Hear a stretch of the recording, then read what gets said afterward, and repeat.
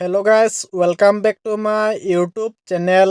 মই আজি আপোনালোকৰ ওচৰলৈ নতুন ভিডিঅ' এটা লৈ আহিছোঁ। আজিৰ ভিডিঅ'টোত এই বিষয়ে আপোনালোকক ক'ম যে ফোনপে এপত আপোনাৰ মোবাইলত আপোনাৰ পাছৱৰ্ডটো আপুনি কেনেকৈ চেঞ্জ কৰিব পাৰিব। আজিৰ ভিডিঅ'টোত এই সকলো আলোচনা কৰিম। ভিডিঅ'টো প্ৰথমৰ পৰা শেষলৈকে চাব আৰু মোৰ চেনেলটোত প্ৰথমবাৰলৈ আহিছে যদি চেনেলটো ছাবস্ক্ৰাইব কৰি কাষত থকা বেল আইকনটো প্ৰেছ কৰি অল কৰি দিব। আহিবলগীয়া ভিডিঅ'ৰ নটিফিকেশ্যন সকলোতকৈ আগত আপুনি আপোনাৰ মোবাইলত পাই থাকিবলৈ তেন্তে বলক ভিডিঅ'টো আৰম্ভ কৰোঁ। প্ৰথমতে আপুনি আপোনাৰ মোবাইলত ফোনপে এপটো অ'পেন কৰিব।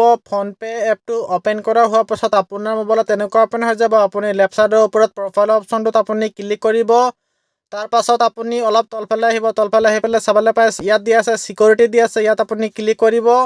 তাৰ পাছত চাবলৈ পাইছে 3 নম্বৰত চেঞ্জ পাছৱৰ্ড দিয়া আছে, ইয়াত আপুনি ক্লিক কৰিব। ইয়াত চাবলৈ পাইছে এণ্টাৰ ইয়ৰ অল্ড পাছৱৰ্ড দিয়া আছে, ইয়াত আপোনাৰ পুৰণা পাছৱৰ্ডটো আপুনি এণ্টাৰ কৰিব। এণ্টাৰ কৰা হোৱাৰ পাছত আপুনি প্ৰচিডত ক্লিক কৰিব। প্ৰচিডত ক্লিক কৰা হোৱাৰ পাছত চাবলৈ পাইছে set a new 4 digit password দিয়া আছে, ইয়াত মানে আপুনি নতুন পাছৱৰ্ডটো 4 ডিজিটৰ বনাব লাগিব। পাছৱৰ্ডটো আপুনি টাইপ কৰিব।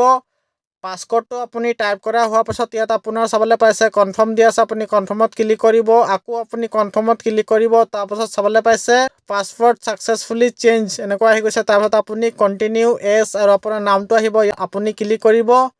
ইয়াত আপুনি ক্লিক কৰাৰ পাছত চাবলৈ পাইছে এইটো ভেৰিফাই কৰিবলৈ আহিছে অপশ্যনটো, মানে আপুনি 4 ডিজিটৰ পাছৱৰ্ডটো ইয়াত টাইপ কৰিলে মানে বনালে যে সেইটো ইয়াত টাইপ কৰি পেলাই প্ৰচিডত ক্লিক কৰিব। ক্লিক কৰা হোৱাৰ পাছত চাবলৈ পাইছে আপোনাৰ একাউণ্টটো মানে ভেৰিফাই হৈ যাব।